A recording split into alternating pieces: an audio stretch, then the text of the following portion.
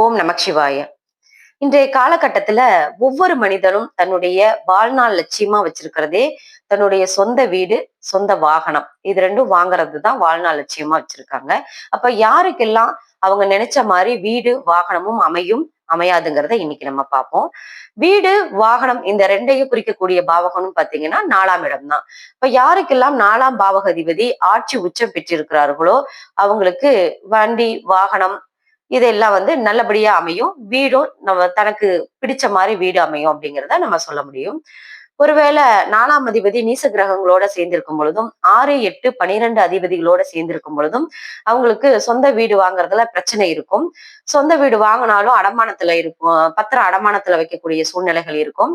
வீடு கட்டுறதுக்குள்ளார அக்கம் பக்கத்துல நிறைய பிரச்சனைகள் வந்து போகுங்கிறத நம்ம சொல்ல முடியும். அதே போல வாகனத்துக்கும் 6ஆம் இடம், 8ஆம் இடம் சம்பந்தப்படும் பொழுது வாகனம் லோன்ல தான் வாங்கக்கூடிய அமைப்பு வரும். 8ஆம் இடம் சம்மந்தப்பட்டுச்சுனாக்கா அந்த வண்டி குறுகிய காலத்துல ஆக்சிடென்ட் ஆகிறதுக்கு நிறைய வாய்ப்புகள் இருக்கு அப்படிங்கிறத நம்ம எடுத்து சொல்லலாம். நன்றி, வணக்கம்.